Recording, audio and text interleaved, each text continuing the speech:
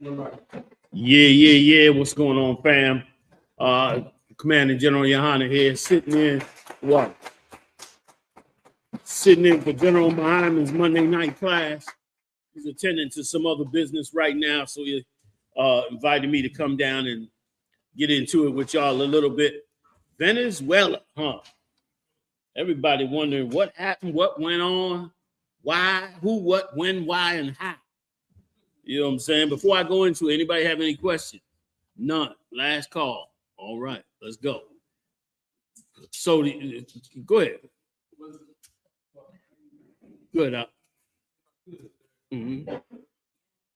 If I could, sir, so all of this because of the attack on the petrodollar that Venezuela was doing, as far as accepting a different type of currency. It was even bigger than that, because as you may have not known, they were putting together this thing called Brexit, where all these other countries, Russia, China, Venezuela, and other countries, especially oil-rich countries, were appreciate you. Where several of these oil-rich countries were putting together, a coalition to crush the U.S. dollar from being the main currency that they trade oil in. Because right now in the world, despite what they say, oil is the most important commodity in the world. Why? Because you need oil to run weapons. You need oil to create gas. You need oil to do all those things. That's why they're trying to learn new ways to do warfare with weapons that don't need fuel. They want electric weapons, drones, unmanned vehicles, stuff like that. Because with those things, they can turn around and not have to rely on that oil, which they're very concerned about. So as these nations was putting the Brexit together, it was a major threat to the United States. And it also shows you something else, that the United States had to be in a pretty bad position, you understand, for them to need for those nations to be able to even think that they could come together and create for themselves, their own economy. So United States was wobbling. And so now they just decided, they sat down for a while and decided that they was going to put a stop to it. And they used a lot of old laws to utilize it. And so that's basically all they did. They just decided these cats can't go set up what they're going to set up, or, we're going to have to come in and smash them. If we don't smash them, they're going to set up their own thing. They're going to make their own money, and then we'll be out. If you want to understand geopolitics in the world, you have to be familiar with being a drug dealer. Because geopolitics in the world is really drug dealing. It's the same thing. I got a block. He got a block. He look like he's slipping. I get my crew. We hit his block. We take his dope. We sell on his block. We double our money. That's what's going on in the world. Everything you ever heard about the world has been a lie. All the whole way the world is structured with laws and rules and morals, none of that applies to any country's secret or silent military. CIA, MI6, KGB, Mossad with the Israelis, they don't go by rules that you and I go by. They assassinate, plot, kill, take over, overthrow, swindle, extort, shake down. It doesn't even matter. We saw that back in the 80s when they had the Iran-Contra affair. They were dope dealers. These were dope dealers and gun runners. Two of the worst things that you supposedly could be in the United States. Yet the CIA, using the military, the army, was actually doing just that to further their goal in getting a nation in Central America up and running. Okay, El Salvador. So that's how you operate if you want to, once you get your country and you have your people in your country, if you calm, You set up a service that's like secret, like the ones I just mentioned. And they go out and do all the dirty work for your country. They operate like drug dealers for your country, while the rest of the country, lives and acts like a regular working person. And that's basically how the world has been. Now we're going to take a look at the spiritual side of it. That's what went on. All that went on is simply they threatened the United States by coming together to set up that government, that Brexit, and the United States decided to step in and move on. As simple as that. And they started with this country. Now, why were they able to take Venezuela? Now we move into the spiritual side of it. Now y'all understand, right? Everybody understand this is just nothing but a block. Just like they fighting over blocks out here in the streets, they fighting over blocks in these governments. Same garbage. What he got, how much money he making, how strong is he, how weak is he? You heard Trump when he got on the plane, he said, Cuba is weak. Remember he said that? He said, Cuba is weak. They don't have no more money coming in. They was getting all their money from Venezuela. So they're weak. What's he saying? He's saying like a drug dealer. Yeah, man. I think we can take this guy. We can get him. Even though he got nuclear weapons, we probably can get him. That's what they saying. They also threatening Colombia. You heard Colombian president got up and saying about, don't come invade Colombia. Because once again, they decided now, and here's the bigger picture. It used to be old world teaching that they were going by, but now it's a new playbook. The new playbook is world domination. That's the new playbook. They're going to take over everything that is not nailed down. They're going after it the way Hitler did. They believe that Hitler had the most potentest program for world domination, which he did. He almost took the world. If the United States hadn't stayed out of it for the period of time that it did, Germany and Japan would have taken over the world. The problem was Germany couldn't handle the United States after Pearl Harbor. Japan. Had Japan, after they hit Pearl Harbor, invaded the west coast of the United States, and Germany came in on the other side, they would have took the United States. The only thing that stopped them was the U.S. stopped Japan when they hit Pearl Harbor, which is off of Hawaii, and then the Russians stopped Germany on that side, which meant Germany was weak, and the Japanese was pretty much at a stalemate with the United States. So the United States said, bet, let's get the rest of Europe together and we'll move on Germany and take them down. And they had already had them backed up against the wall with Japan. And they was winning with Japan, but to just make it decisive, they dropped them nukes on them. And let me tell you something too, in war, weapons get developed fast. That's what brought forth that nuclear bomb, was that World War II. They was in a race for that bomb because they knew Hitler was building a bomb too. And if Hitler had gotten the bomb first, he was going to drop it on the United States and Russia and shut the whole game down. It's just drug dealing, rolling block to block. That's the world.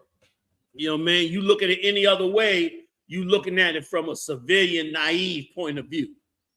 Now, let's look at it a little bit more spiritual. What really took place? What really took place is this. How do you be, if you say you want to be a Hebrew Israelite, serve the Lord, and you want to be a leader, what are the two things you must do? What are the two things? Of course, you got to serve the Most High, follow the law, statute, and commandments. But what has to be your agenda? You want to be a leader? Anybody want to be a leader in Israel? Oh, shit, all of y'all. Good night. Okay, I thought some of y'all wanted to just work in the copy room or something. Make flyers. What do you got to? What has to be your two agendas, Barzal? You ain't out. You not leaving. Oh, okay, cool. What has to be your two agendas, man? You got two agendas you must have to be a leader in Israel. I would say first one, start up a zone. Start up a zone. Not what you do. Okay, go on. Take what you do off the table.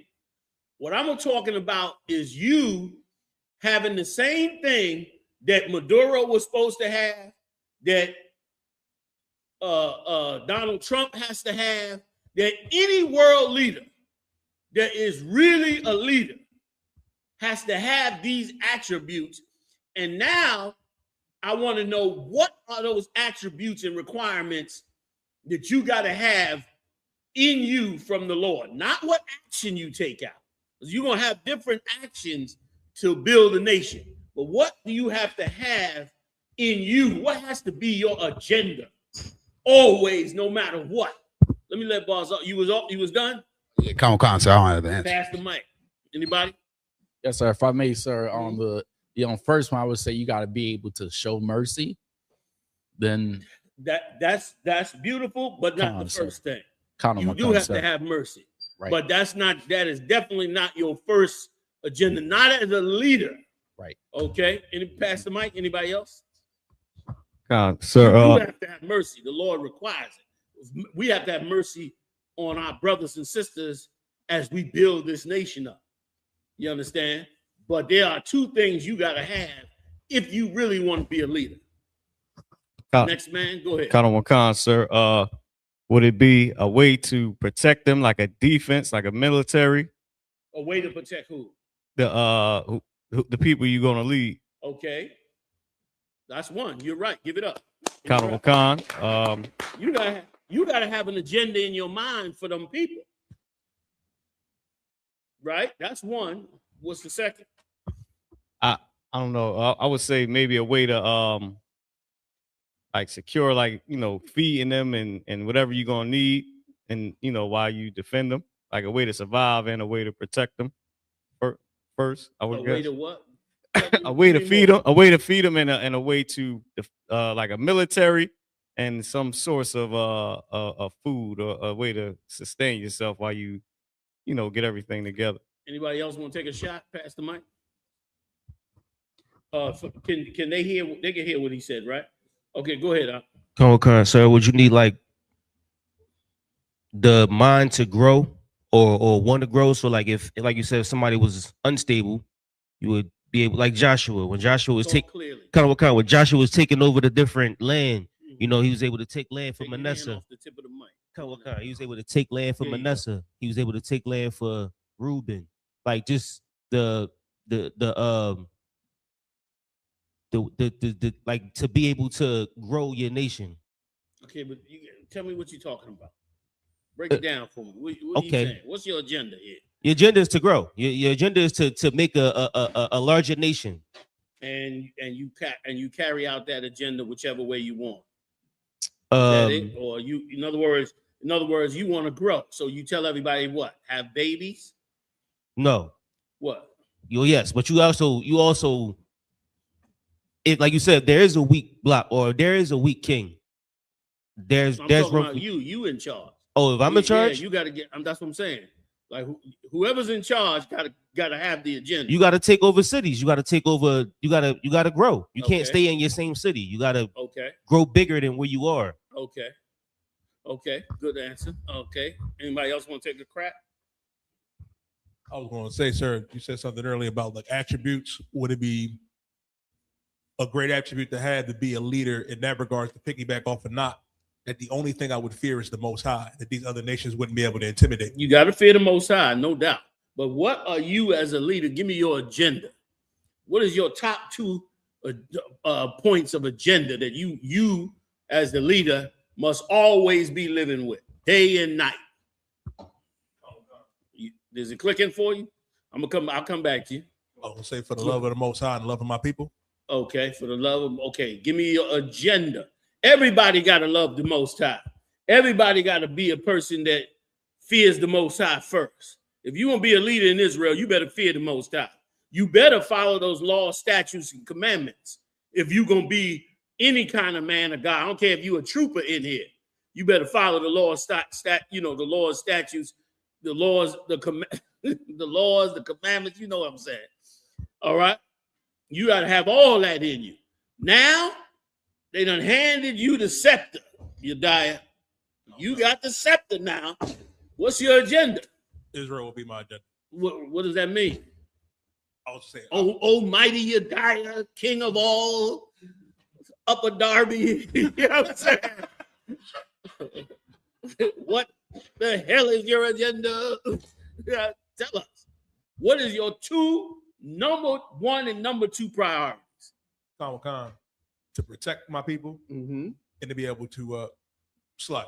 I was gonna say to be able to fight and protect them, okay, and to be able to feed them. Make sure that we have everything we need. Got you. Anybody else? Nah, did you want to go back? You good? Go ahead. Come on. Real quick, and then I'm gonna jump in. The brother texted the best way. Shout out to I.S.U.P.K. Ambition and courage is what he said. Ambition and courage. Okay, good answer. You want to let somebody else? Go ahead. Would it be to establish a brotherhood? Huh? Establish a brotherhood. Okay, that'd be one. What's the other one? That's all I had. Okay, that's fine. All right, I'm gonna jump in with you. Both Marah and Yediah had it down right. To be a leader of anything, when it pertains to people, there's two things you got to be. You got to be a shepherd. You have to protect the flock, and two, you have to feed the flock. Your two agendas is protecting your nation and feeding your nation. That's why David was such a great king. David protected the nation and fed the nation. You got to have them two agendas all the time, along with everything else that you're supposed to have spiritually that put you in the position that brought you to this leadership.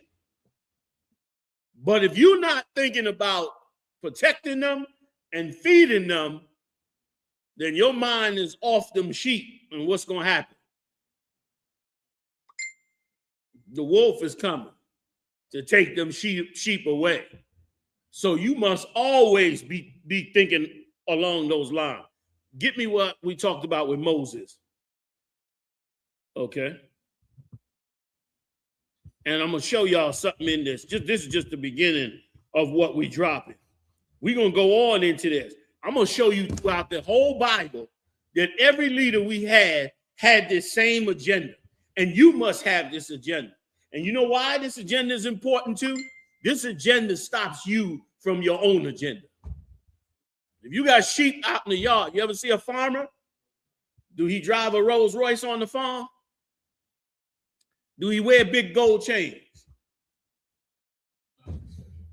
Does he stay clean every day? Swipe down. No, he in the grit working. You know why? Because he got sheep. He got cows. You know what I mean? He got animals he got to take care of. And that's what a man must have to be a leader in the Israelite school of UPK. Now I got $1 million question. I'm going to read what Moses did. And then, but before I read Moses, real quick, I'll give everybody a chance. I'm just going to ask this question. And then I'm going to read what Moses said, and I want y'all to give me the answer afterwards, all right? My question is, what did Maduro do wrong? Don't answer. Read Moses. Khan, sir. This is the book of Numbers, chapter 16, and I'm going to start at verse 16, sir. Go ahead. And Moses said unto Korah, be thou in all thy company before the Lord, and thou and they and Aaron tomorrow, and take every man his censer, and put incense in them, and bring ye there before the Lord every man his censer, 250 censers, thou also, and Aaron, each of you his censer. Wait, go up above it. Go up above it, and let's get it on. General Muhammad just said, General Muhammad, big shout out to General Muhammad, y'all. Give it up.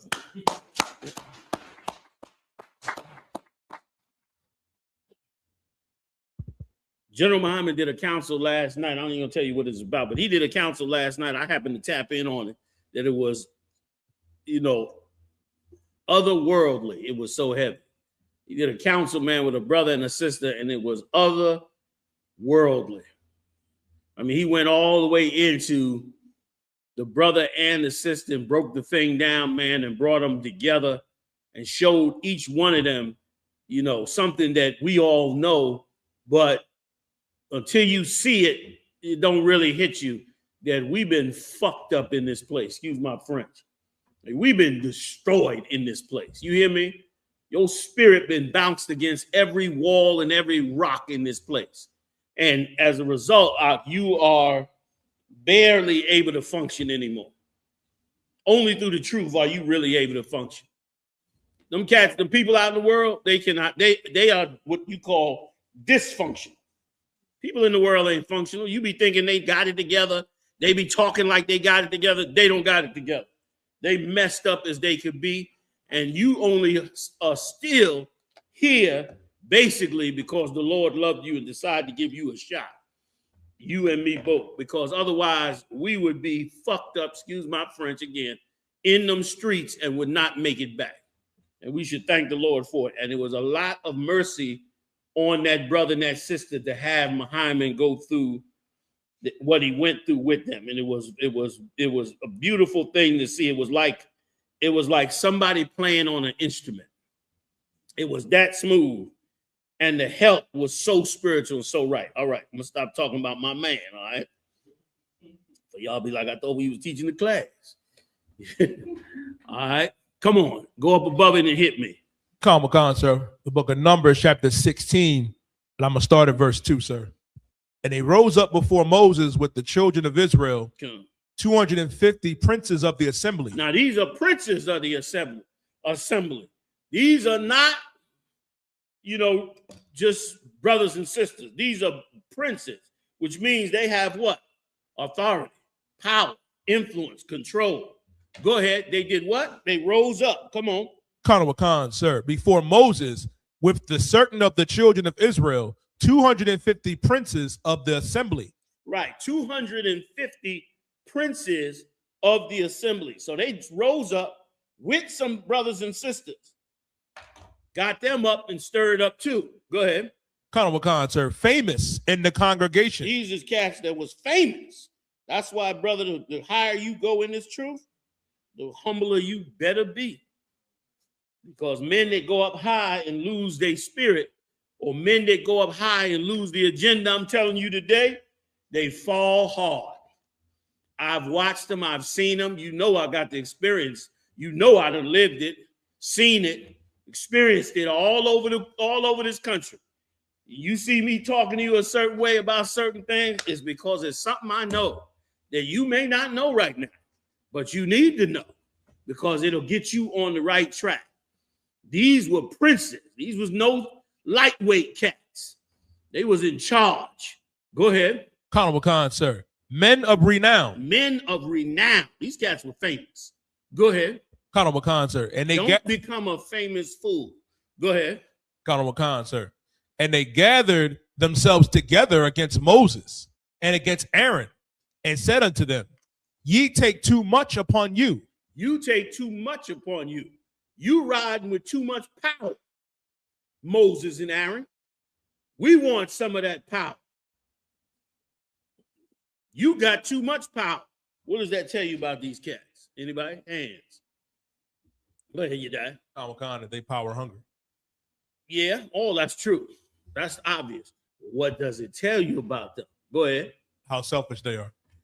Very good. That they lost their way on the agenda. Remember, I just mentioned the two agendas. You know what I mean? Can you protect the sheep and take care of the sheep if you trying to get power from me or power from whoever's in charge, Moses at that time? Can you protect the sheep? Your mind ain't gonna be on it. Your mind is over here. That's what happened with these brothers. That's what happened with these brothers. And that's what happened with Maduro. I'm going to show you as we go down the line why the Lord allowed Maduro to get taken up out of there. I know it was a hurt piece because he's an Israelite. I believe he's an Israelite. I don't know for sure, but I believe he's an Israelite. They'll come out with that as it goes on. And a lot of brothers and sisters wanted to see, not see the tribes get moved on no more. And I understand how you feel, but everybody in this nation had better follow the law, statutes, and commandments. I don't care if you running a whole damn country. You better not, you can't run a country and be a drug dealer. You can't do that and expect the Lord to defend you. You're going to get stomped on. You understand? Which is why you read throughout the Bible, the Lord go get who? When the Lord needs somebody to lead, where he go? Do he go up to the top? He go down to the bottom. He said, go get that cat down there.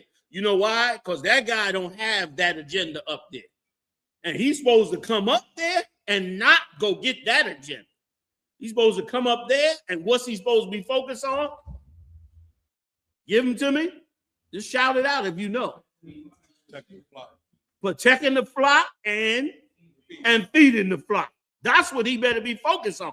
Because if he get up here and lose focus on that, what's going to happen to the flock?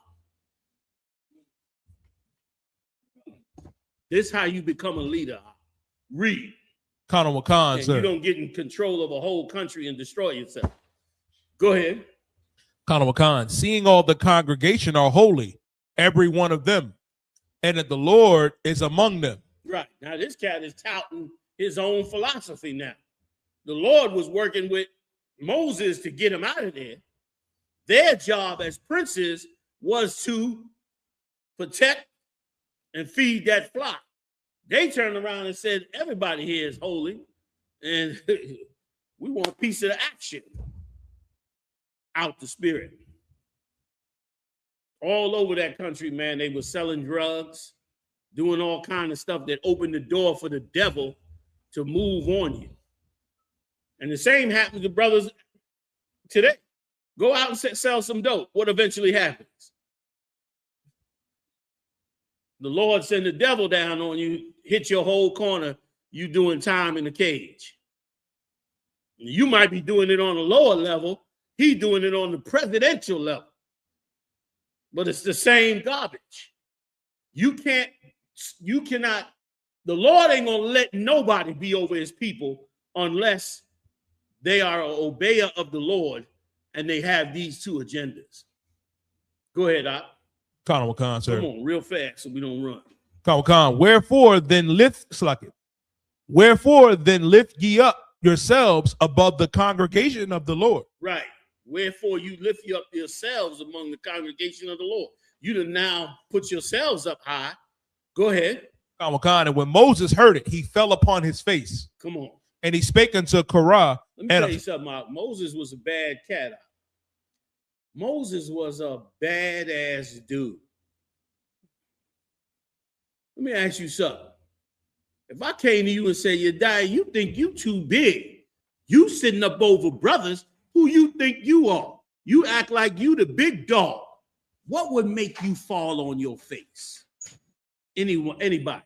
What would make you collapse on your face with your face to the ground? Let me let Yediah get in there and pass it to the back. Go ahead. It'd be similar to would it be similar to what happened with Stephen when they stoned him and after he turned to the Lord? Don't give me similarities. Tell me what would make you fall on your face with your face to the ground after I done came at you and said you taking too much power. Now, don't imagine me. I'm just another cat, another brother. Shlomo. We the same rank in this scenario, and you in charge of whatever. And I come and I tell you that, and you drop your face on the ground. What would make you do that? Now, you about to learn about a bad cat here. The love I would have for you and the fear for the Lord to have mercy on you. He got it dead right. What'll make you do that is he know that this cat that got up in his face is about to die. He about to die because he don't understand the Lord's agenda. You get in charge of these people or been given the authority by the Lord to do for these people, you better be on that agenda. You better be on that agenda. They said, man, listen, Trump, General Muhammad just sent me the message. Trump is talking Greenland, Venezuela, Greenland, and others with Stephen Miller. He's the one that was touting Erica. Question?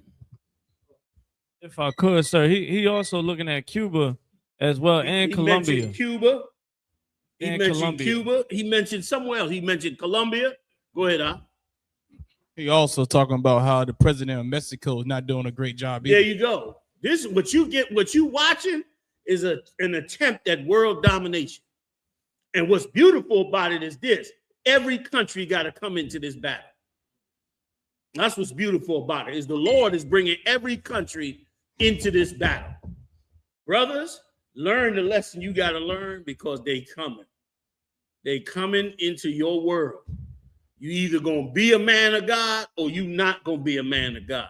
And if you in that chair, I know you come to be a man of God.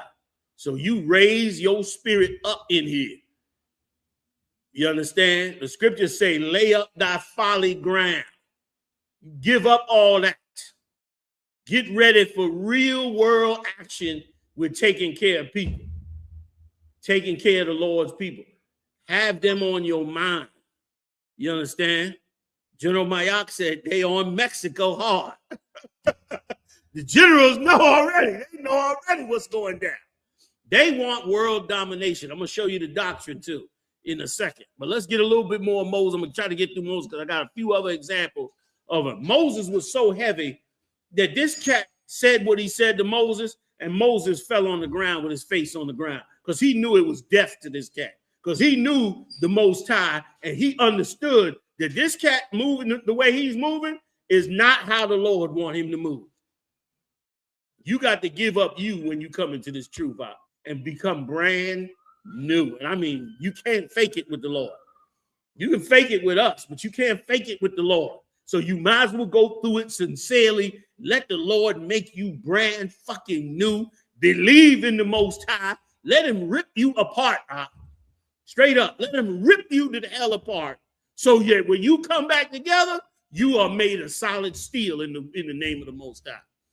Let him find the innermost corner on you, and the Lord will fix you and make you a man of God and bring you back strong and powerful and ready for the work of the Lord, which requires two things, right? Let's get it. Go ahead. Honorable Khan, sir. And he spake unto Korah and unto all his company, saying, even tomorrow of the Lord will show you who are his. Right. He said, you say you in charge, you all puffed up, you done puffed yourself up. Tomorrow the Lord will show you who is his. He'll show you what he dealing with. But remember, he had fell on his face. Read on real fast. Come on, nice and loud. Honorable Khan, sir. And who is holy and will cause him to come near unto him. Right. Go ahead. Honorable Khan. Even him whom he have chosen will he cause to come near unto him. Right. You say you in charge, moving like this. Don't worry. Tomorrow the Lord will show you. The Lord is showing us by what he's letting these devils do. And he showed us by putting us in captivity. We was puffed up too. We stopped following them laws, statutes, and commandments. We stopped caring for the flock. You understand? We did the same thing. Somebody get me the story. Your dad gonna stick with me. Somebody real quick, get me the story. Hans, get me the story where Nehemiah had to step to the leaders of Israel who was extorting the people in the housing. Y'all, you know it. Come up, but stick with me, you dad. Let's read this. I'm gonna try to speed up a little bit. We'll continue it upstairs tonight anyway, all right? Y'all stick with me. Let's ride. Honorable Khan, sir. Honorable Khan, and when Moses, and every one of them which the Lord among them, wherefore then lift yourselves up above the congregation of the Lord. Somebody trying to get in the back? Is that what that is? Okay. Stay with me, you guys. Stay with me. I heard something rattle back there. Do y'all know? You got it? All right. Go ahead. Keep going. Honorable Khan, sir. Khan Wakan. It's the book of Numbers, chapter 16 and verse 6. Come on. This do take you censers, Korah and all his company, and therefore put therein incense in them before the Lord tomorrow. Right. They're going to put incense. They're going to set up these incenses to honor the Lord, to go before the Lord to see what the Lord's will is. Go ahead. Khan Wakan. Many cats try to come before the Lord in the wrong spirit. They don't have the agenda on their mind. They there for their own game. You want to be there because the Lord called you to. Give me the 2. Loud. Say it loud. And the other? Protect the flock. That's what I'm talking about. Have that in your mind.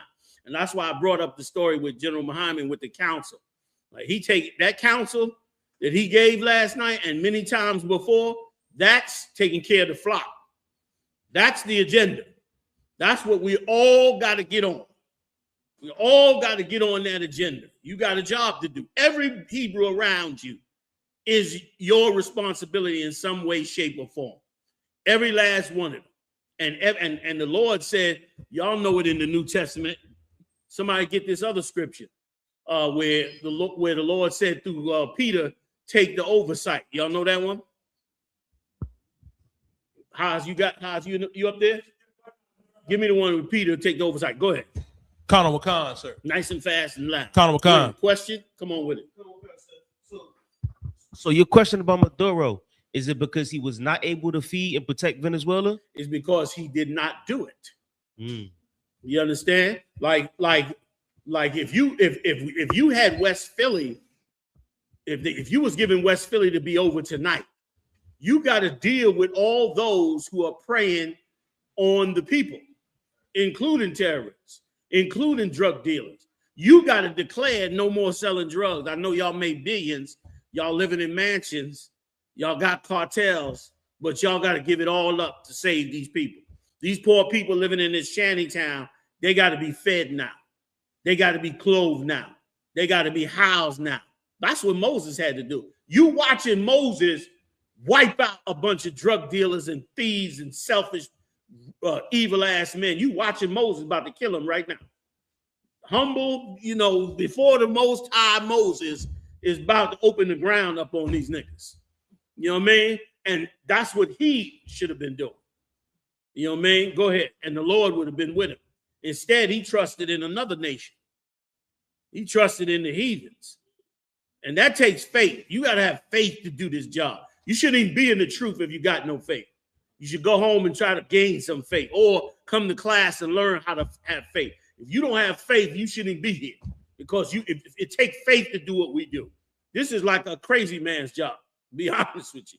Like only you got to be a little nutty to say, I'm going to go help fix blacks and Latinos and Native Indians. These niggas is getting high, shooting, the holidays, they burning down half the city, and you talk about you finna save them. You better believe in the Most High.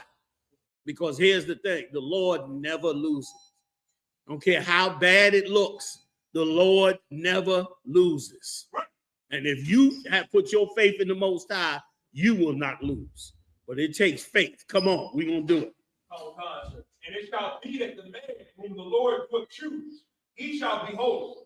He shall take upon you, ye sons of Levi. Go ahead. And Moses said unto Korah, here I pray, ye sons of Levi, seeing it done a small thing unto you, that the God of Israel have separated you from the congregation of Israel. And Moses was a deep cat. Remember, they puffed themselves up like they was the leaders. But Moses looked at it like, you think it's a small thing? The Lord done separated you from the rest of Israel. You don't think that's you don't see how serious that is? You sitting up there thinking you in power when you sitting up separated from Israel. You gonna mess around and the Lord gonna deal with you. You done been separated from the rest of Israel. You think that's a small thing? Go ahead, To bring you near to himself, to do the service of the tabernacle of the Lord. Right. You think it's small that you've been called up to lead these people to now you're going to serve in the tabernacle? You think it's small? You should have your head right. You should be for the Lord. Go ahead. Come on. To minister unto them. And he hath brought thee near to him, and all thy brethren, the sons of Levi, with thee, and seek ye the priesthood also. Right. He raised you up. He brought you in power. And you want the priesthood too? Instead of saying, man, look, the Lord done raised me up. He done got me right. I'm getting on his agenda. I'm going to follow these laws, statutes, commandments. I'm going to take care of these people. You don't do that. You now, and you was in one level of power. Now you want all the power. You want Moses to break us off some of that power that he got. Moses said to them, man, you don't see that. It's a little, you should be afraid. You should be scared. Like Maduro should have been scared to make sure that them drugs wasn't in that country. He should have been afraid to let all that wealth and resources not go to them brothers and sisters. They living in shacks. Like, you know what I mean? You got to be pissed off. Now, he might have been a little angry about it, but did he go about taking care of it? Did he do what was necessary? There's one thing if you in captivity. See, you can't go out and fight the white man. You in captivity. But he was not in captivity. Scripture said, if you are free, remain free. He was a free man over a whole country. What was them generals doing? Where was they at? Where was they men? Did they get a paycheck? The next day, the vice president said, yeah, I'm going to help the U.S. in the transition. The next day, the U.S. is powerful and scary. The Most High is more powerful, more scary. You stay with the Most High, you might not get all the drug money and the dope money, but you will have the Most High on your side. You don't, then it's just about whoever got more power. Whoever got more weapons and more power, that's who's going to be on top of it. Go ahead. For which cause both thou and all thy company are gathered together against the Lord. Come on. And what is it that ye murmur against him? What, right. You, and who was Aaron? What did Aaron do to you that you murmur against him? That's another sign for you to learn when somebody is trying to be out of order. They find somebody to accuse as evil. You know what I mean? That's went on in the past many times in the scripture. Remember, what's the sister that the two Africans accused of having sex with her? They call her Susanna in the other scripture. Yeah, she remember her case? Like when you want to destroy somebody, you start with the false accusations. You start to bring them down with those lines. That's what went on down there in South and Central America. That's not what's supposed to go on. And guess what? The rest of the countries better clean house and get on the side of the Most High. They should have been tore down them Catholic churches. They know them Catholic churches was molesting them babies. They molesting, you know how many people, how many children was molested in them Catholic churches down there, man? How many of them they put on planes with no papers and no records and flew to places all over the country? You got Latino babies and brothers that done been flown all over the country, trafficked from the 1800s. God damn it. From the 1800s. You think that's going to fly? All these brothers and sisters you see out here selling dope and on the corners and shooting up, it seems like they're getting away with it. Some getting cases, some not. Nobody's getting away from the Most High. Nobody. Everybody is going to come to that seat. Either you repent and Christ give you a hall pass, or you go into the principal's office. And it ain't going to be nice. You had your hand up, Salakia. Passing the mic, please, if you can. Oh, man, it don't reach no more? You don't have a cordless one no more? Oh, you got charged. Okay. Salakia, General, I had a question. So I was saying... Oh, okay. Okay. So I seen on the news where I was seeing a lot of Venezuelans being happy that he was caught. Can you explain that, sir? Yeah. It's called Propaganda 101. Don't believe what you see on the TV screen. You know what I mean? What was going on in Venezuela, like all countries, and bad moves destroy a good situation. Here's what it is. The people you see protesting were already set up by the U.S. to protest once they took them out of there. They was already paid and all that. Y'all hear about the riots going on in Iran? They already was paid to go out there and the riot. They looking like they about to take over the country. One thing the white man is, remember the scriptures say he's the most subtle beast in the field. He's better at convincing people and brainwashing and so forth than anybody else. There's no better manipulator on the planet than the white man. There's no better manipulator than him. So all that was planned. You know what I'm saying? And here's what the struggle was. Here's why what Maduro could have done would have been great. Because Maduro was empowering the farmers. He was empowering the poor people. Basically, he was empowering us. He was doing that. The opposition was really for Esau. It was really the Edomites that lived down there. That's another quiet, kept secret among the Latin tribes. The Latin tribes know that everybody in their country is not Israel. Tons of people are not Israel, and then tons of people are Israel. Somebody turned this on? Was that her voice I heard? Huh? Oh, I got you. No problem. I'm gonna go on. So that's what you saw. You saw groups of really Edomite-loving protesters already gathered together. And here's the thing about them, which is right along what we read. Well, the thing about them is those are the ones looking for the paycheck. They ain't looking to get in power and help these poor farmers and these people living in these shanty towns. They looking to get in power to get rich themselves. But what Maduro and them supposed to have been trying to do is get in power to not to feed themselves, but to get in power to take care of the people who have been cut off. But instead, they went and did the same thing and fed themselves. Go ahead, you die. To what?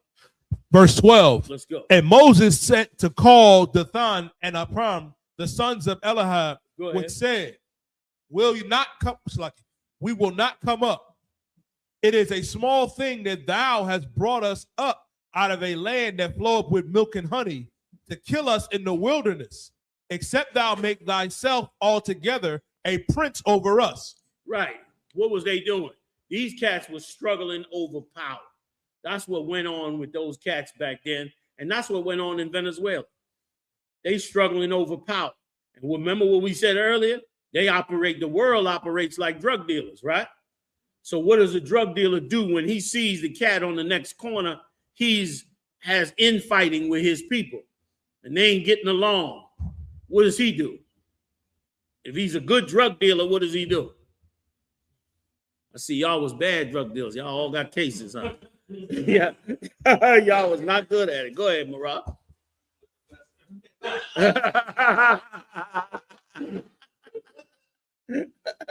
So I see why y'all decided to come in the truth. Y'all knew y'all weren't gonna make that dope money out there. Go ahead. So like I said, he would instigate it and do whatever he could to monopolize. To cause what? To cause more damage so that he can monopolize. Right, to make it fall. Kind of okay. You know what I mean? To make it fall. And that's exactly what he did. Who knows who betrayed him? How you go into a country, take the president out in 4 hours with no opposition, don't lose a single helicopter, and you got two of the biggest superpowers on earth off of your coast with all kinds of electronic warfare, all kind of weaponry, all kind of hypersonic weapons, all kinds of, anti-aircraft weapons. You got them off your coast, supposed to be allying you, and not a single shot get fired. How you get taken out? You got infighting and betrayal and greed and lust. And so you have no real structure. That's why this truth is so important. And that's why this structure that's getting set up with Christ is going to be the biggest, best structure in the world. Them 12, after Judas became a traitor and they added another brother to make 12, them 12 stuck together to the end of their life. Them 12 ran this nation to the end of their life. And once Esau moved on them, Paul had already set himself up. And Paul didn't even have a rebellion against him. Paul's team was tight as shit. You ain't read nowhere in there where they was any infighting with his team. His team ran clean and tight. Why? Somebody tell me why. You've been here an hour with me, goddammit. Come on now. No, he did right, because what? That's what I'm talking about. If you get men that take that agenda, that learn this truth, you're going to see something before your eyes. You're going to see something that's going to shock you. They're going to break your heart. If I take 5 brothers in here with that same spirit and send you out to do the work of the Lord, you're going to break each other's heart. Somebody tell me why. Go ahead, Marah. No. Why are you going to break each other's heart? Somebody tell me why. Raise your hand and shout it out. Nobody know? I sent 5 brothers out. All of them got the agenda to do 2 things: protect the flock and feed the flock. Why are they going to break each other's heart? When I say break each other's heart, not in a bad way. Maybe I miss it. Maybe I'm posing the question wrong. They're going to break each other's heart. You understand? Towards the work that they do. Tell me why. Not. Yes. It'll be because those 5 brothers are all on the same agenda. You understand? And because they're on the same agenda, they're going to come up with ways to do their job among the 5 that's going to say to you, you're going to say to yourself, damn, these cats are bad. And why are you going to say these cats are bad? Now answer me that question. Why am I going to? I'm out with 4 brothers. We all got that same agenda. At the end of the day, I'm like, damn, these cats is bad. Why am I saying that? Why am I so passionate about it? Why am I thinking that way? Marah, come on with it. You would be amazed to see the works that are done amongst the brothers. Yes, but take it home to me. What about me that makes me so, damn, these cats is bad? Why am I saying that? Yes, because I'm the same way. Like, I got an agenda. And these cats is moving on the agenda because it's theirs. Brother, the brotherhood is a weapon. You hear me? It's a weapon we have not even begun to wield yet on a real level. You put brothers together. The Lord said, how does it go? Y'all break it down for me. 2 and 3. How's it go? I don't want to quote it wrong. Anybody know it? Go ahead, Cat. 2 or 3 are in the midst of me, then Christ is spirit. Then I am in the midst thereof. But then there's another one that you add to it. Who knows that one?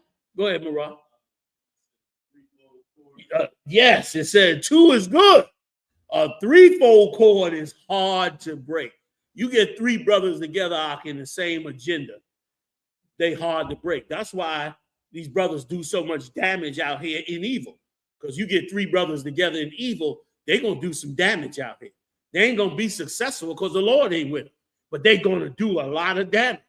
They're going to kill people, sell drugs, steal cars, rape women, go to jail, live the high life for a moment, get shot up, get killed, all kinds of stuff, jump off a building trying to escape the cops. They're going to do all kinds of stuff. They're going to be like them boys in Chicago. They're going to get famous, make videos, get known, all that. And then they're going to die because the Lord ain't with them. But imagine 3 brothers that come into the truth. Imagine you decide you're going to let your life go and you're going to take on the life the Lord wanted you to take on. You're going to make it your business to take care of these people.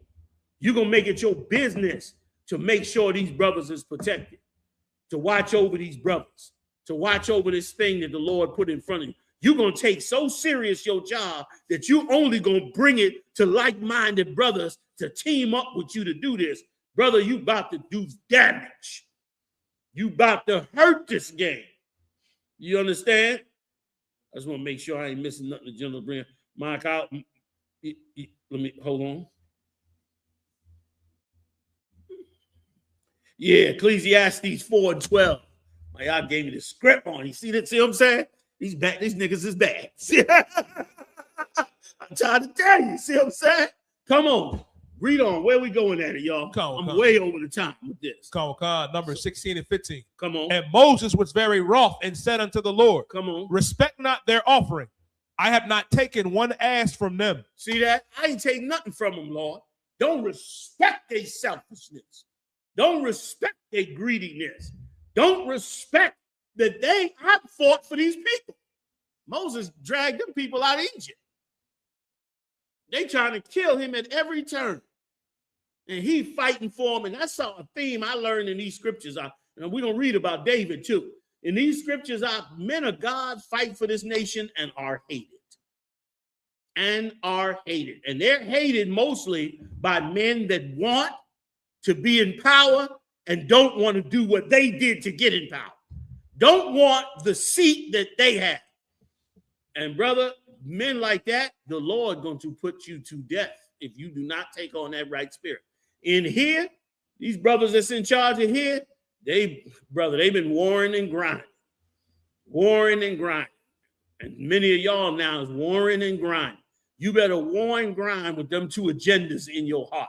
You understand? And understand this. The Most High said, I sifted the heart. Y'all remember that scripture? The Lord sift the heart. Stop playing with the Lord like he's a bitch you can lie to. Stop doing that. Stop acting like he don't see your ass in your bedroom. He see you. He see that shit that's in you. That shit living inside you. The Lord see it, dum-dum. Don't you know? He said, I made the eye. Can I not see? You got to know he see that shit. And you got to stop playing with it. And stop acting. Don't pretend no more. Fix. That's what you do. Fix. Correct shit in you. Don't play with your position. Don't play. That's why he said, if you think it's a small thing, you was separated from Israel. And listen, this falls on y'all too. Y'all been separated from the rest of Israel's out there in the world. Celebrating New Year's. Partying on the weekend. Smoking blunts. You've been separated from them. Now, which agenda you going after? Because we about to read what happened to these niggas for going after the wrong agenda. You better read what the real agenda is and find out what it is and get on board. And brother, once you get on board, it's going to be fucking beautiful. It's going to be beautiful. Come on with it, Yediah. Read it for me. Khan, sir. Neither have I hurt one of them. Right. Moses was angry at him. Because they was ready to overthrow Moses and he took nothing from him. Go ahead. Khan, verse 16. And Moses said unto Korah, be thou in all thy company before the Lord, thou and they and Aaron tomorrow. Come on. And take every man his censer and put incense in them.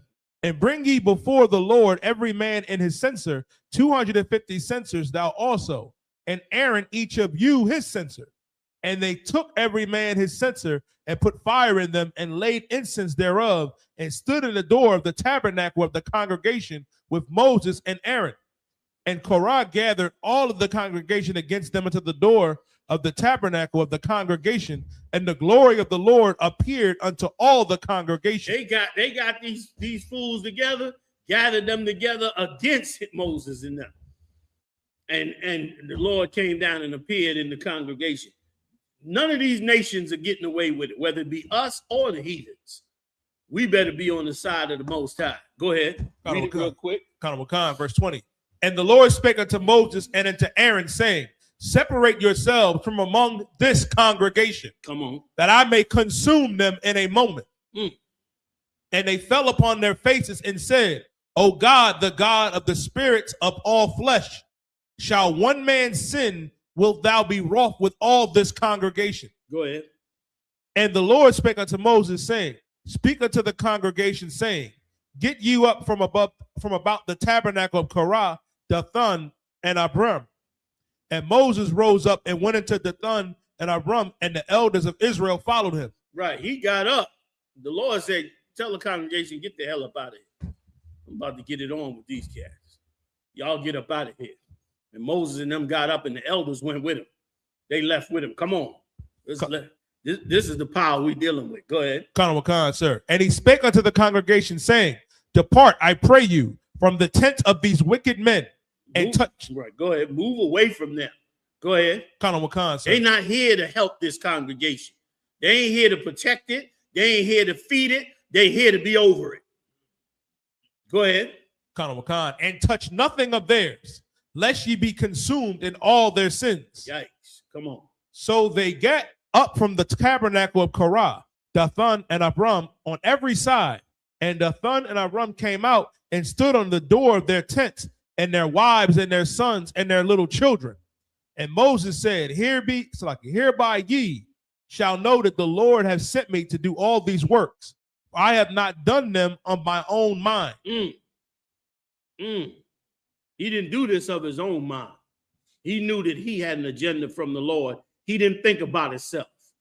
He thought about what it was he was called to do. Go ahead. Khan. If these men die the common death of all men, or if they be visited after the visitation of all men, then the Lord have not sent me. But if the Lord make a new thing, and the earth open her mouth and swallow them up with all the obtained unto them, they go down quick into the pit, and they shall understand that these men have provoked the Lord. And it came to pass, as he made the end of speaking all these words, that the ground clave asunder that was under them. And the earth opened her mouth and swallowed them up, and their houses, and all the men that obtained unto Korah, and all their goods. They and all that obtained to them went down alive into the pit, and the earth closed upon them, and they perished from among the congregation. The Lord says 6 days he ate. 7 is an abomination to him. A proud look. A proud look. You understand? Maduro was up there. How you gonna be a drug dealer if it's true, alleged? Well, how you gonna have a country selling all drugs, and you gonna now and infighting, and now you gonna threaten the United States to come get you when you know you sinning against the Most High? Once again, that's our job. We give up our sins. We become brand new. Then we can say the Lord's words. Because our agenda ain't no carnal ass. We ain't selling drugs in the back. This is why they be sending agents and investigators around all the time. Because that's what Elijah Muhammad and them was doing in the 60s. They was bringing him dope money. They was extorting people on their own. Not he himself, but his men was doing it. They was extorting people, running all kind of operations, and they was bringing tons of money into the Nation of Islam. Can that go on in here? Hell no. Why not? Because not having the Lord on your side, you're going to lose. Right. I guarantee it. Right. You're going to lose. Right. It might seem like following the Lord's statutes and commandments sometimes is hard. Sometimes you might even make mistakes. Whatever the case is, you get back up. Why? Why you get back up, y'all? Give me the 2. To protect the people. And Come on. There you go. Burn it in your soul. Burn it in your soul, Lord. So your head will be right. Burn it in your soul, so when Satan come and whisper in your ear, you can go refer to that. And if what Satan's whispering in your ear don't match that, you can say, I ain't doing that. When he come to you and say, look, you could do this, and this, you're going to come off good. When he come with that agenda, run your program through his head, through your head. What am I supposed to be doing here? When that sister that wants to give you that tail, it ain't right. And you know she ain't right, but she's trying to serve it up to you. You understand? Run that to your pro. What am I doing here? I'm taking care of the flock. I'm protecting them and I'm feeding them. Am I protecting and feeding this broad? I'm about to eat the flock. You about to eat the flock. You about to take the goodliest portion. You when that happens, you gonna know you out of pocket. You gonna be like, oh shit. Sis, I gotta go. You'll be running to the car because you're gonna know you're missing the point of why you here, of why you was called. And why you was called was not small. You understand? You wasn't called for no small occupation. You was called to be separated so that you could be the beacon to the brothers and sisters that need to come in here. But you can't be that beacon if you got sin and evil trailing behind you and Satan is playing you in that.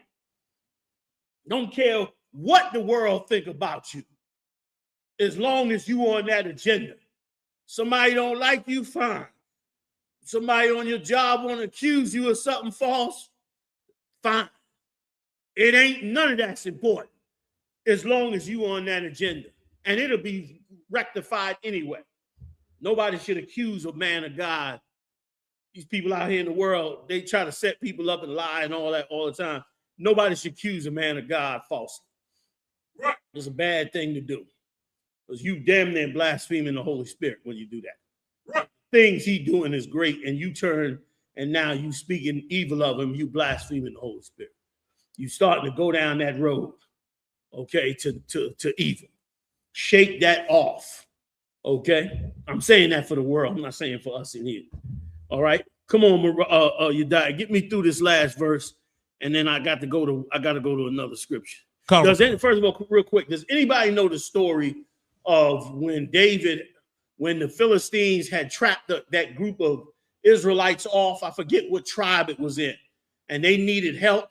And David got his men together, and they went down there and they fought against them Philistines. Anybody remember where it is? Because that particular story was important because it also tells you how they turned on David after he had went and delivered them out of the captivity they in. Boy, I wish one of y'all could find me that story because it was a small portion of David's history, but it was a great example of leadership and how you're supposed to operate as opposed to the way these brothers have been operating in Central and South America. That dope has been coming into the United States, into our neighborhoods for years, since the 80s. Meanwhile, you had all this oil, all this other stuff. You couldn't try to fight and find a way around all of that to get this done. Instead, you see some of them ghettos in South America. What's that country that they always show that has all them shanty towns up on a hill? Brazil. Like, goddamn. You know how much resources in Brazil, man? How much resources is in them jungles? You understand? And you free, and you a sovereign country? Man, give us a shot. Give us a shot. We'll show you what to do with all that good stuff. Selfishness can never rule a nation unless you're an Edomite. If you're an Edomite, all that works. That's why Donald Trump is one of their greatest presidents in their mind. But it don't work in the nation of Israel. It don't work among us, even if you're in the world. We are terrible drug dealers. Terrible. We terrible drug dealers. You know what I'm saying? We terrible sinners. We sinners as a people, but we bad as hell at it. We ain't even good at it. We bad at it. We don't never get away with no sin. Go ahead, General. So I was saying, I want it. The water.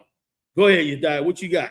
Con, sir. Numbers chapter 16. I want to read all of this, but I know I ain't gonna get to it. I got less than a half hour before we over. But I got the Maccabees, I got Isaiah, I got all that. Come on. Con. And all Israel that were round about them fled at the cry of them, for they said, lest the earth swallow us up also.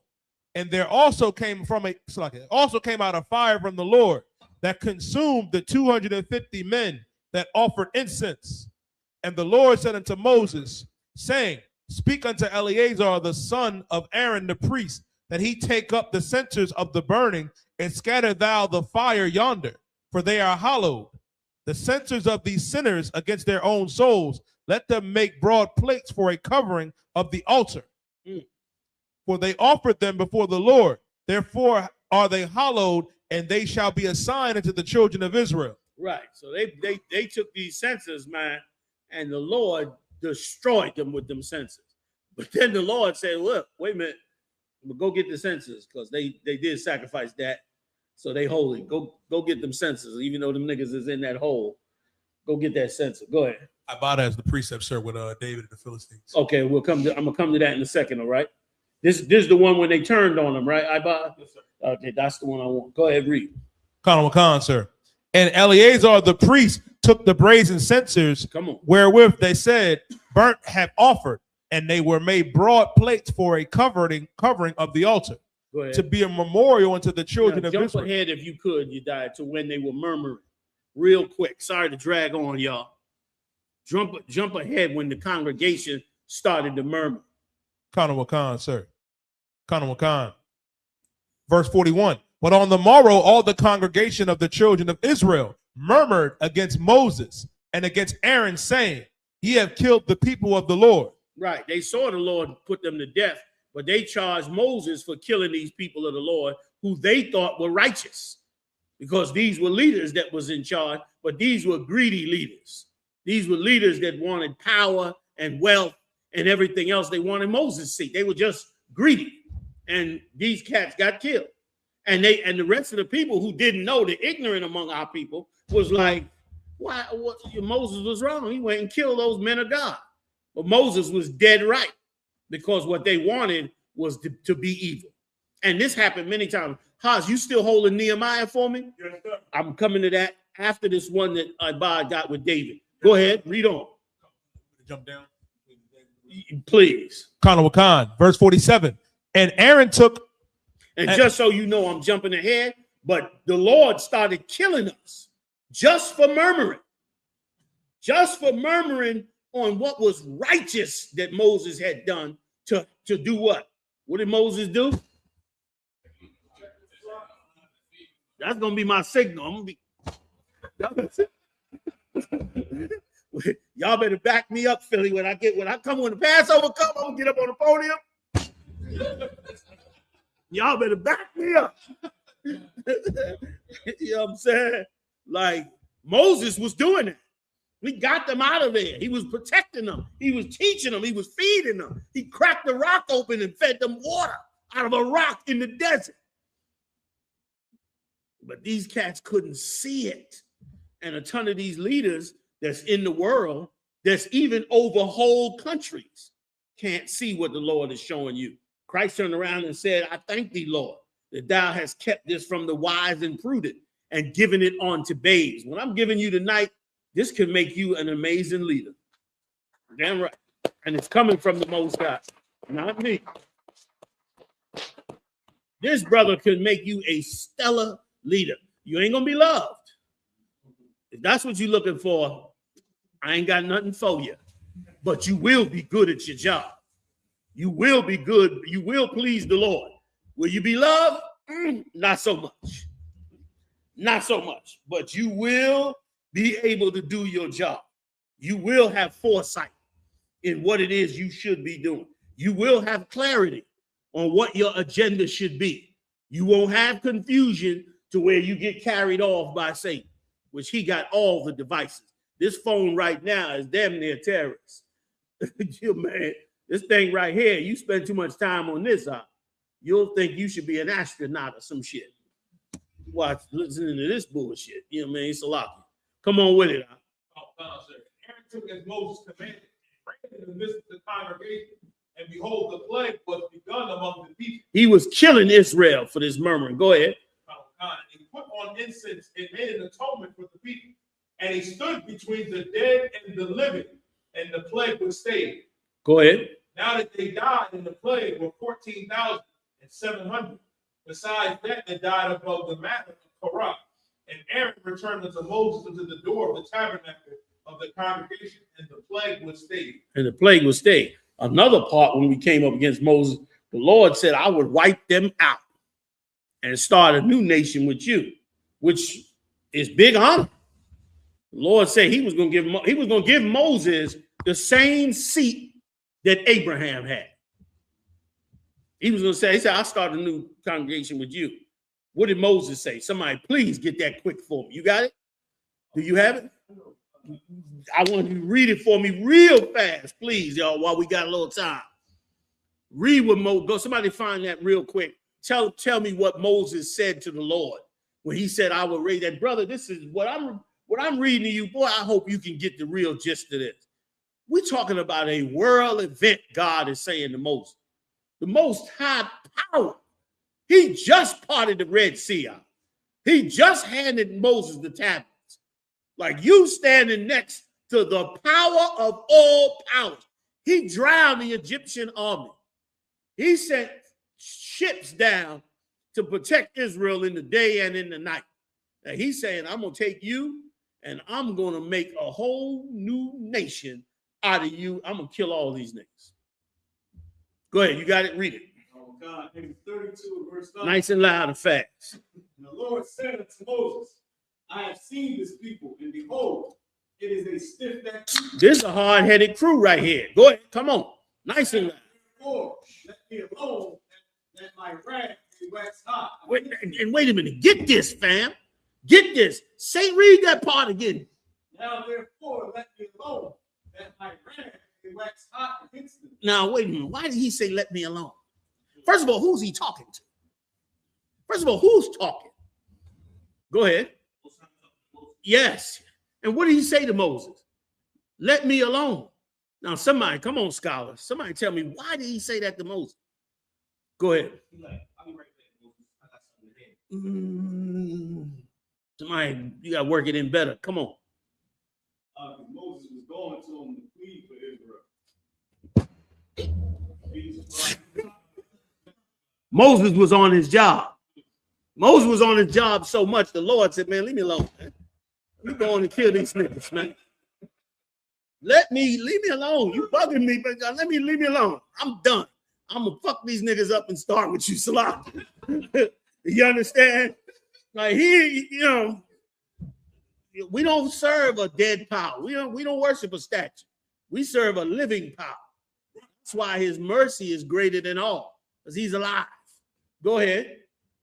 Read on. Now I may consume them. Ooh, wait. A great nation. You know he a Judite. He like, look, man, don't even bother me, man. I'm gonna fuck these niggas up.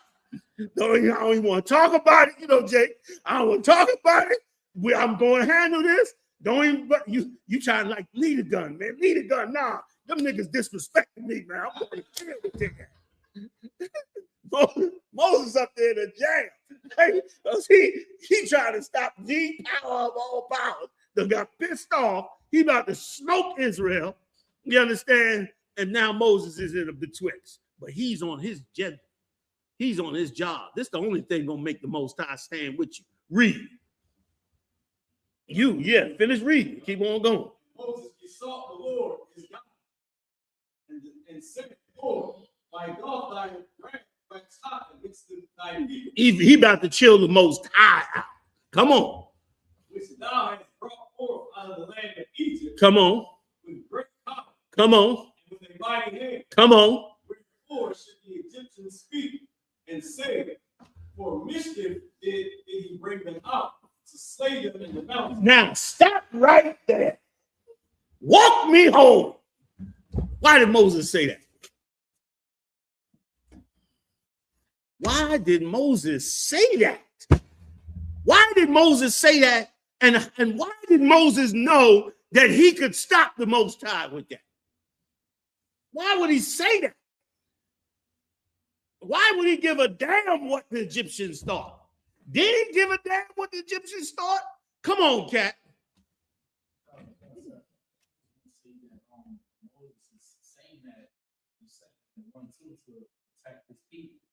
So maybe he knew that would get the Lord to have mercy upon him. Give him a hand, y'all. Hey, give him a hand. Like, do you think Moses gave a damn about what the Egyptians thought? Moses ain't care about what the Egyptians thought, but he wanted the Lord to care about what the Egyptians thought. He wanted the Lord to find a reason to not smoke these hardheads. Why? why did Moses want a reason for the Lord not to kill them people? Anybody? I'm going to throw something at one of y'all. Y'all better answer this question. Come on. Yeah, that's his job. Like Cap already gave, Ahmad already said, because he was trying to carry out his agenda.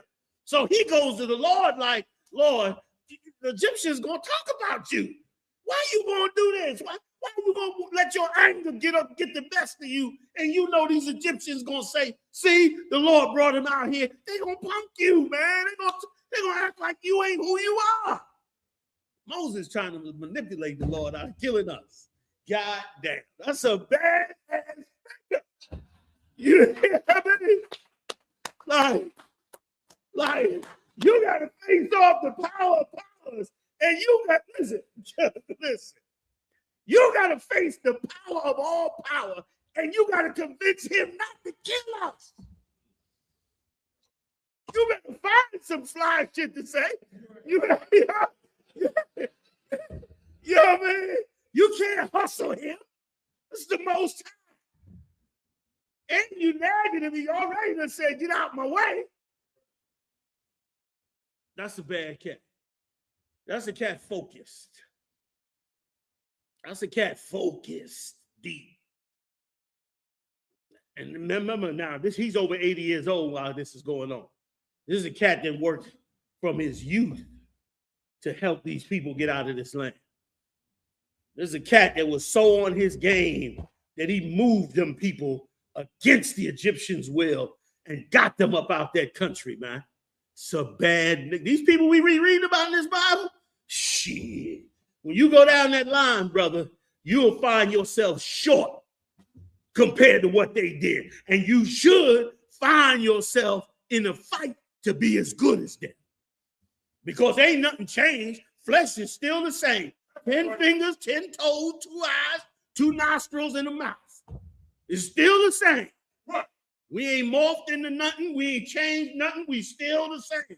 So that means, guess what? The Lord could do it with you. That's right. But can you carry out that? Can you be that focused? Can you be that focused to carry something like that out? Is that it on that? That's pretty much it on that. Go ahead. Let's just hear what the Lord said. Come on, we get up off it. Come on.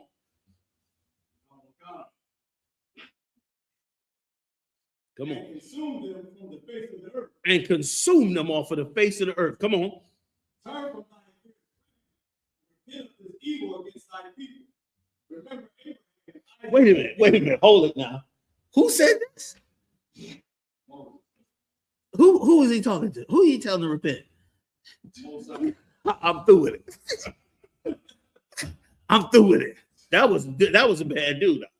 That's a cat that loved the people he served. That's a cat that was trying to deliver a people and a bloodline because his love for the Most High was beyond what you could believe. That's a real rough cat right there. You understand? Like the Lord knew who he was calling. When he went to him and told him, come up there to this burning bush and showed him who he was, he knew he was seeing into the mind of that cat that was down there taking care of those people. Remember, he's also the man that when the Midianites was hassling them sisters, I mean, I forget what they were. I think they were Arabians, were hassling them sisters down there. He got up and fought for them to where when they went back to their father in Midian, his father said, why y'all come so early? Meaning usually they know they got to wait because the men harass them and take over the well. And so they got to wait till the men finish and then get their water. They turned to their father and said, nah, man, there was a dude out there, man. And he went and whooped their ass. And we got our water first. That is what was in Moses. That's who he is. That's who you going to have to become to do what he did. You're going to have to be a man that understands that this is the culmination of God's will in this earth is to bring forth this nation and make it the rulers of this earth under his rules. That is the agenda. And you gotta step in there with it. You got to walk into that place with him. You got to now become that man that really is about this thing. Then, brother, you don't even have to, nobody won't have to give you the ideas. The ideas, you'll be bringing the ideas to your commanding officer. You like, check this out. Da, da, da, da, da, da. We can help a lot of people that way. And your commanding officer will be like, well, damn, that's some fly shit. Yeah, let's do it. You be the man saying, listen, now we should do this, this, and this, and this, because there's a little danger over here. There's a problem over here. Brothers got this issue that's plaguing them, and I think we better be careful here.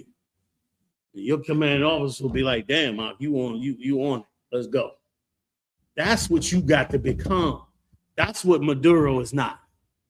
And Maduro ain't it because Maduro ain't been humbled down to take this great knowledge that come out this book. They got Catholic Bibles all goddamn down there. The whole goddamn country is filled with Roman Catholic churches. Venezuelans in the shanty town, water dripping through the ceiling, and they still in there doing the rosary. Victims of all types of child molestation. And they ain't even scratched the surface of what you are learning in the Israelite school of UPK. And more importantly, they'll never be able to rise to the top and not forget what they've learned. Something you gonna do. You gonna do it, or you gonna die. You gonna be that leader.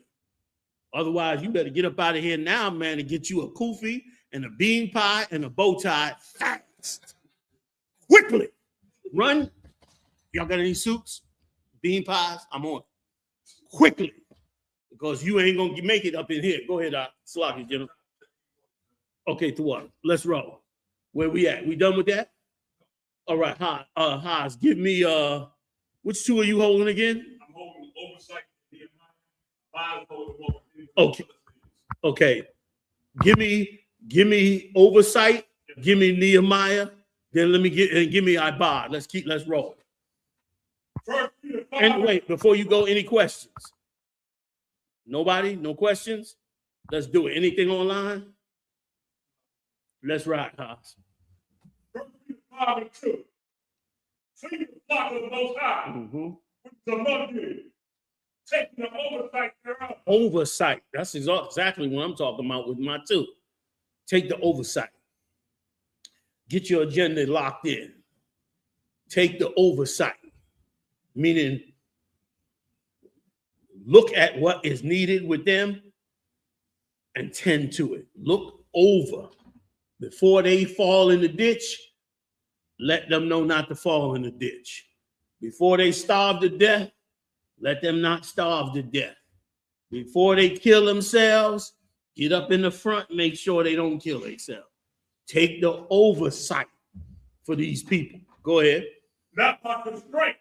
Not by constraint. Don't try to be them cats seeking some type of power so that you can be, Big Billy Wise. No. But how?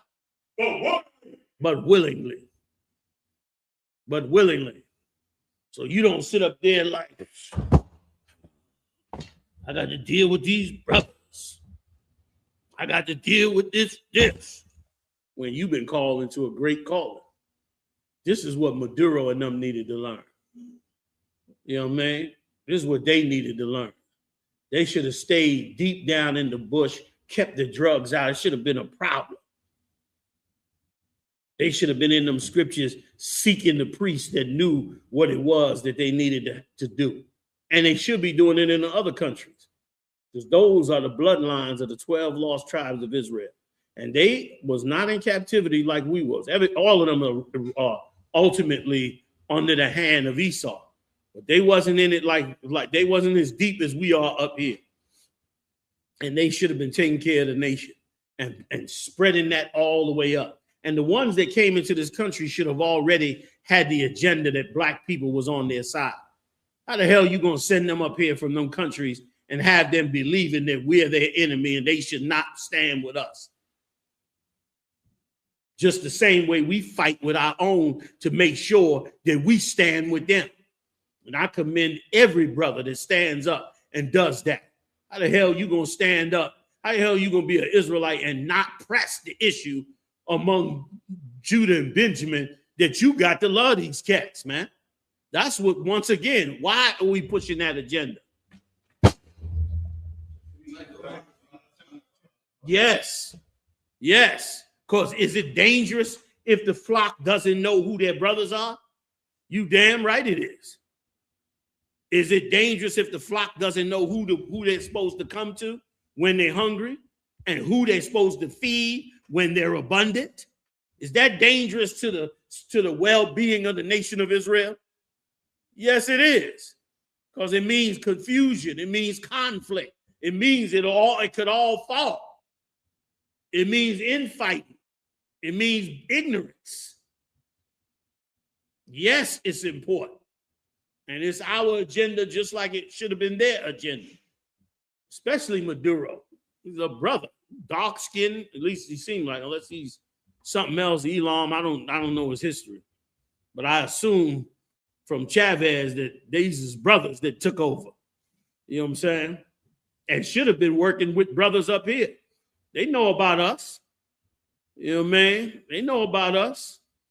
They should have been on that and helping themselves and helping the brothers that's up there, that's up here rather, and sisters that's up here. Go ahead. Not for the cash, not for the money. Go ahead. But if you're having your mind ready, but ready mind, ready to do what it takes to carry out that agenda like Moses did. Come on. Not like a lord over the Most High's heritage, like those brothers that moved against Moses, like those same generals and stuff. They over this whole nation. And you got people living in shacks. Come on, man. For decades, you over this whole nation. You know what I mean? And it was shameful because, you know, the United States went into Panama. And y'all, some of y'all might be too young to know about it. But the United States invaded Panama. It was a brutal invasion. They invaded Panama out. They killed the entire Panamanian army. The whole security force of Panama took back the canal because they claimed, what was his name? Noriega, they claimed he was a drug dealer, which is not far-fetched down there. I can't guarantee it is alleged. He's still in prison right now. But here's what was more shameful. What was more shameful was that the United States went down into Panama and made Panama beautiful. Made Panama beautiful. They running it now. You go to Panama now, brother. It's like going to New Jersey. It's just like going to New Jersey. Why did they have to do it? Why did the devil have to be honored with that? You down there, you in charge of the whole goddamn country. You got God's people underneath you. You got to fight for them. You got to fight for them. The devil he loves to take it over, and he loves to look great as he take it over. Watch Trump go build skyscrapers down there in Venezuela. It'll be Trump Towers in Venezuela. You know what I'm saying? Like he gonna take their money and spend that money partially on the people, and of course they're gonna gobble up as much of it as they want. But us, we want Moses' seat, but we don't want to do what Moses did. We got our own agenda. And brother, that's why them countries is in the situation that they in, even though many of them are free. You know what I'm saying? Cuba's another one. They got to get their act together. Because Esau making beachfront goddamn property, and he's the devil. That's what they was trying to do before Castro took over.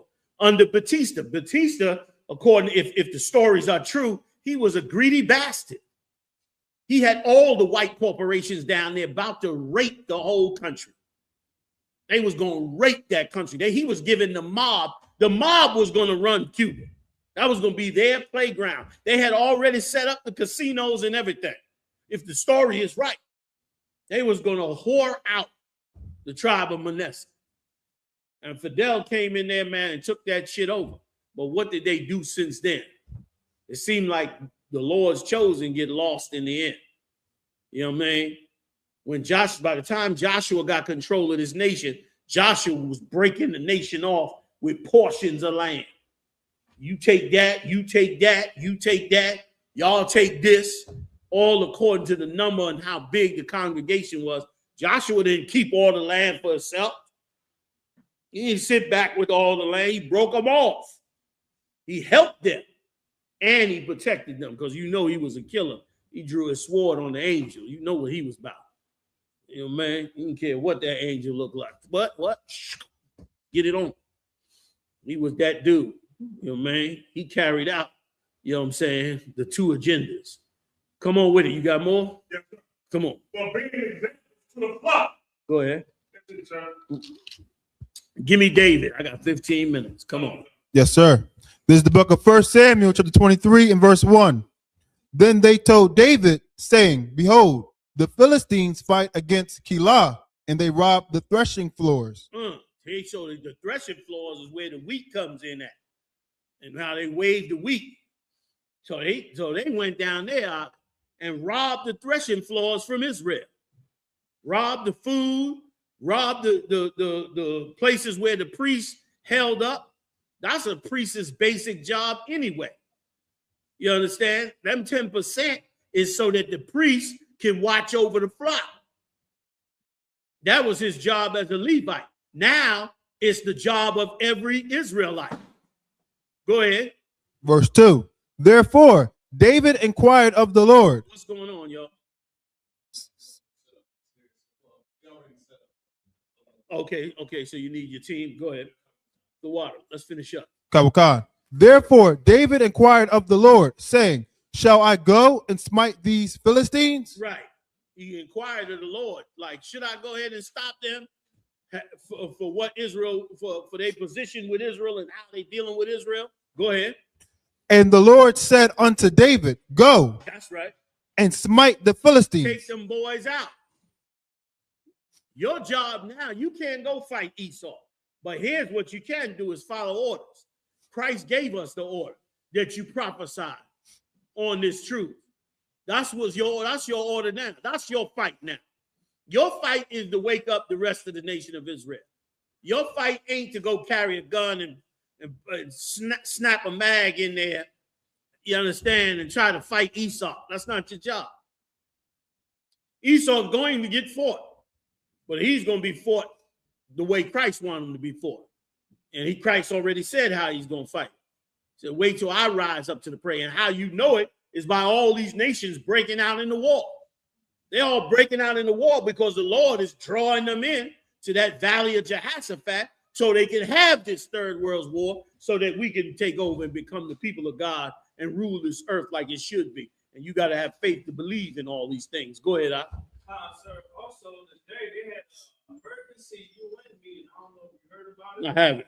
So today they had a meeting where everybody chimed in on everything that happened over the weekend. Right. And just two nations, China and Russia, commented saying that What Donald Trump did was so wrong. The only thing in my head, I was like, they're going to use that as an excuse to go do what they want to do. Because they like, well, America doing it. Y'all just talking. We going to do the same thing too. You can't get mad at us. Listen, they like I said in the beginning, they operate like drug dealers. And listen, and for sure, you think that's bad. They are going to go and do that. But here's what's worse. Right now, the whole world is looking at Russia like you's a bitch. You were supposed to protect Syria. First of all, you were supposed to protect Ukraine. President of Ukraine ran up out of there. Then you were supposed to protect Syria. President of Syria ran up out of there. Then you're supposed to protect Iran. They bombed their nuclear facilities. Then you went and ran warships and planes down into Venezuela, and they went in there and snatched the president out in 4 hours under your bitch ass. If I'm running the block, I'm like, yo, we finna take this nigga out. He ain't shit. We done hit him 4 times. He ain't even retaliate. You understand? Go ahead, Art. If I could, sir, what you bringing out is heavy because you hear Trump talking about Cuba and Russia is all in Cuba. That's why he feel that way. He went in there 4 hours. He didn't even get a hot headline behind this shit. They had the nigga tucked away, y'all. You know what I'm saying? With a snuggly and a lovable blanket before the fucking headline can hit the damn news. So of course he feeling the mother spot. He know Cuba hurting. He see Mexico talking, Colombia talking. You know what I mean? So don't nobody care what Russia and China got to say now. Everybody want to know what y'all gonna do. Y'all said you was gonna back them, but I see you came up against, you understand, you came up against the great Satan, and he showed you that the devil rules here. You know what I mean? And let me read the oh shit, I need your diet. Damn, somebody get your diet the text. Whose number would he have? Let him text, yeah, tell him to text knock. Tell your diet to text knock the form that I sent him, that I emailed to him. Yes, matter of fact, let me see if I can send it to knock. We almost out of here, y'all. So I'm trying to fit in as much as I can. So let's go. We reading on David, right? Yes, sir. Go ahead, keep going. And stay locked. Verse 3. And David's men said unto him, Behold, we are afraid here in Judah. How much more then if we come to Keilah against the armies of the Philistines? Verse 4. Then David inquired of the Lord yet again, and the Lord answered him and said, Arise, go down to Keilah, for I will deliver the Philistines into thine hand. Go ahead. I can jump down to verse 10, sir, to where you want, sir. Go verse ahead. 10. Jump down. Then said David, O Lord God of Israel, thy servant have certainly heard that Saul seeketh to come to Keilah, to destroy the city for my sake. Verse 11. Will the men of Keilah deliver me up into his hand? Will Saul come down as thy servant have heard? Or, O Lord God of Israel, I beseech thee, tell thy servant. And the Lord said, he will come down. And it's right here, sir. Verse 12. Then said David, will the men of Keilah deliver me and my men into the hand of Saul? You see what David is saying? He's asking the Lord, man, am I in danger? Are they setting me up? This is a man that, once again, knew how to war for the nation of Israel. Go ahead. And the Lord said, they will deliver thee up. I'm sending it to you now, Knock. Go ahead. You got it already? He sent it? Oh, okay, excellent. I'm going to have you read it in a second. Go ahead. That was pretty much. Uh-huh. You want me to keep going? You want me to go? No, I want you to get to the part where after he fought, how the congregation turned on him, the nation. Yes, sir. Can you jump to that? What verse you at? Tell Ibad what verse you in. 5 and what? You in 5? I'm in 1 Samuel 23 and verse 12. Say again. I'm at 1 Samuel 23 and verse 12. If you could find it, give it to me. If not, I'll roll on. You want me to roll on and come back? Yes, sir. Okay, Haas, give me what you got, and then Knock, I want you to read that for me, all right? All right. You need to find it. Knock, go ahead and read it. Read it from the top. This is the doctrine that the United States set up in the 1800s. Okay? They set this up in 1823. This was set up by James Monroe, who was one of the earliest presidents that they had. Might have been like the 3rd or the 5th president, I think, right? Something like that. Go ahead. 5th president of the United States. This is what he said. Go ahead. The Monroe Doctrine and Manifest. They took this up as law. Come on. The Monroe Doctrine and Manifest Destiny. In the United States foreign policy position that opposes European colonialism in the Western Hemisphere. Meaning, remember before, back in the day, 1700s, 1600s, even before that, the French had a piece of the land. This was like the new frontier. So the French had some, the British had some. They all had some of that land. What they already had, the United States said, y'all can keep what you got, but you can't get no more. You can't get no more. You can't take no more. You can't influence no more, because this is our backyard. This is our area. Y'all can't have none of it. Go ahead. Okay, Salakia from the top. The Monroe Doctrine is the United States foreign policy position that opposes European colonialism in the Western Hemisphere. Go ahead. It holds that any intervention in the political affairs of the Americas by foreign powers is potentially hostile act against the United States. So the United States held that doctrine even up till today. And so Russia and China sending warships and other things down there to Venezuela, they consider it a violation of the Monroe Doctrine. They consider it a violation of going in their backyard, even though they went in their backyard in Ukraine and went in their backyard in Taiwan. But they still feel like y'all in our backyard. So they went into Venezuela to show them how the U.S. does it. Go ahead. Okay. The doctrine was central to America's grand strategy in the 20th century. President James Monroe first articulated the doctrine on December 2nd, 1823. Go ahead. During his 7th annual State of Union address to Congress, parentheses, though it was not named after him until 1850. 1850 is when they actually put the stamp on it for under him. Before that, it was just the U.S. doctrine. Okay, go ahead. In parentheses. At the time, nearly all Spanish colonies in the Americas had either achieved or were close to independence. Right, they were breaking forth. They was coming strong. Go ahead. Monroe asserted that, talking about the Caribbean, like British Virgin Islands and all them islands that the British used to own that now became free. You know what I mean? Almost all of them was ruled by Britain, but they was getting free. And as they was getting free in their independence, the U.S. said, now's the time to let them all know you can't come down here no more. You can't overthrow no lands. You can't influence no governments, which it was, sensible for that reason at that time. But now they trying to hold it over for this time. Okay, go ahead. Colonel Khan.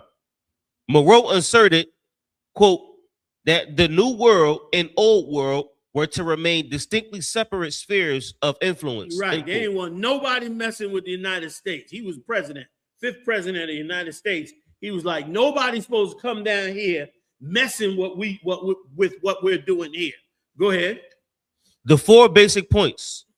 Number 1, the United States would not interfere in internal affairs of or the wars between European powers. And the European powers better figure it out, because now if they really hold to that doctrine, that means they ain't backing Europe up.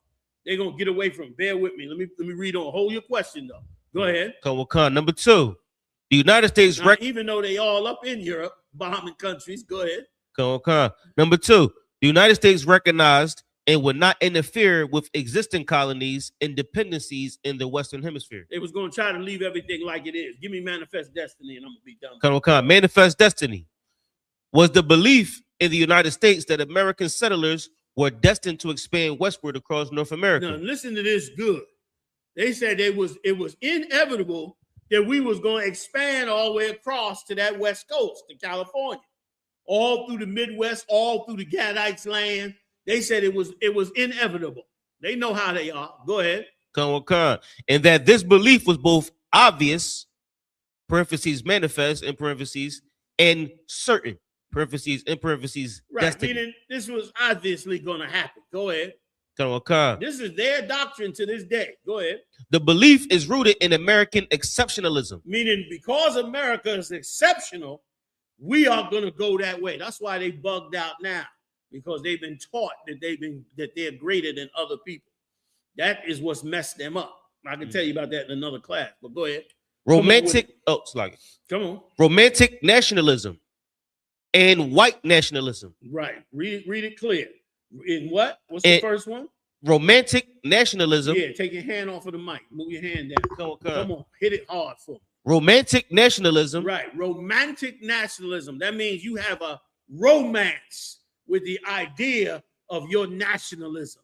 Like it's a beautiful, wonderful thing, and it is better than anything else. That's what's going on right now under Trump. They having a romance with that. Go ahead. And white nationalism. And what? White nationalism. It's rooted. All of that is rooted in that and white nationalism, which is what they teach in their churches today.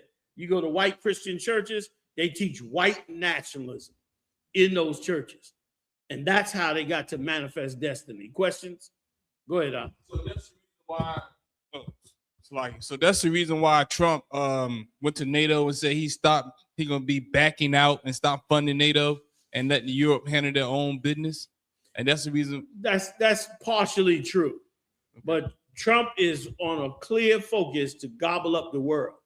He is on the same agenda Adolf Hitler was, and he's saying that and listen, he ain't done with what he's doing, because by backing away from Europe, he's making Europe come to him, and his agenda is being carried out. He wants Europe to stop doing business with Russia because he wants to bury Russia. He wants to bury Russia so he can go into Central and South America freely, and they can face off and put pressure on China because they won't have Russia to back them up. So they know what they're doing. You know what I'm saying? They working that game. But here's the thing. What they working is heading right down into that Third World War. They little baby brother, the Israelis, is just not a good card player. He'd rather take out his gun and just shoot you. You know what I'm saying? Like, by the third hand, he like, fuck this. And they'd be in a shootout. Go ahead. Because, sir, what you just saying just made perfect sense, because today they bombed some little 6-year-old girl. Yeah, that's right. I'm not surprised. I mean, they leveled Palestine. They leveled it, and y'all heard. I'm coming to you. Yes, sir. And y'all heard about what's the name of that country they just now about Somaliland. Y'all heard about that? Somaliland is this. There's a portion of Somalia that is way down close to the Middle East, across from Yemen, real close to the straits where they bring a lot of the oil out from, right? Now, the rebels in that area wanted independence. The Israelis recognized them as a regular nation in Somaliland. In exchange, Somaliland is supposedly about to take 2.5 million Palestinians off the Israelis' hand. So the Israelis is about to get ready to ship the Palestinians off the land totally and drop them into Africa. And they about to go and take over, probably join the U.S. to Israel as one nation in some kind of way. It's already the Americans' nation and Israel's, nation as well. It's already really merged faster than anything else. So that's what they got. That's the agenda that they have going forward. Once again, it's all the agenda of the Most High. This is serious prophecy that's going to manifest itself in this kingdom. And it is going to be glorious. You're going to see things and hear things, and things around the world are going to escalate like you've never seen before. And it is going to be because we walking towards the end of that time. The Egyptians were crumbling as well. They had all the wealth and all the power, and they was overstocked. They was falling apart as well. They was beating the children of Israel into the ground like somebody's doing with us right now, AKA carrot top, AKA small hands, AKA all of that. You know what I'm saying? They doing the same thing. But they doing the same thing because they at the time of the end. And they was at the time of their end, the Egyptians. And they did those things, hoping to hold on to their empire. But no, at the end, they lost their empire. They got crushed into the ground and eventually taken over by Ptolemy, a Greek, one of Alexander's men. So the same is going to happen now. These prophecies never fail. They're going to bring all these nations into this war and destroy this place, man. Okay. What else? What were you trying to tell me, huh? Yeah. I'm gonna go up there now. They're probably playing some music. All right, we'll dip up there in a second. What are we holding? Any other scriptures? Is that it? You want me to get Nehemiah 5? Nehemiah 5. Yeah, give it. Yeah, we can bring it out upstairs. All right. Any questions before I roll? Nobody? The water for coming, y'all. The water for hanging out with us, all you brothers and sisters online. See y'all at the Passover, all right?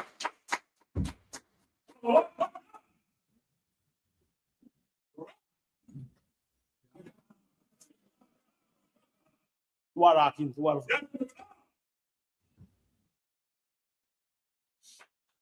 All right. I'm gonna gather this stuff up and right, let me know when we're off. Yeah, no, you can go ahead, do what you do in class, whatever the normal is. Israelite school to work practice knowledge. The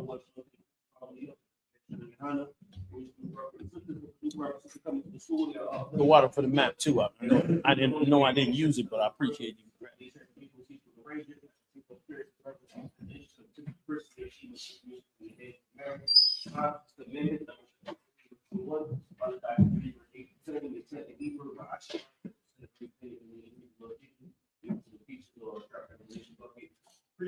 Welcome for the freestyle mandatory.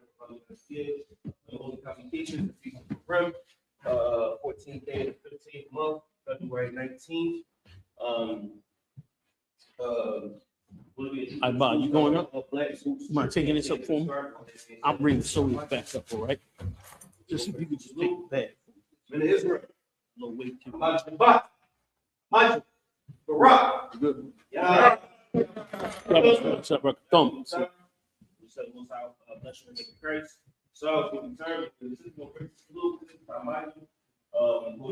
We find the angel here, especially at the top. Then you hit, when you salute, you salute like, in Israel, this is what grace salute. Men of Israel, I.S.U.P.K. Michael. Barak. Yeah. Christ. Guys, in the top. Let us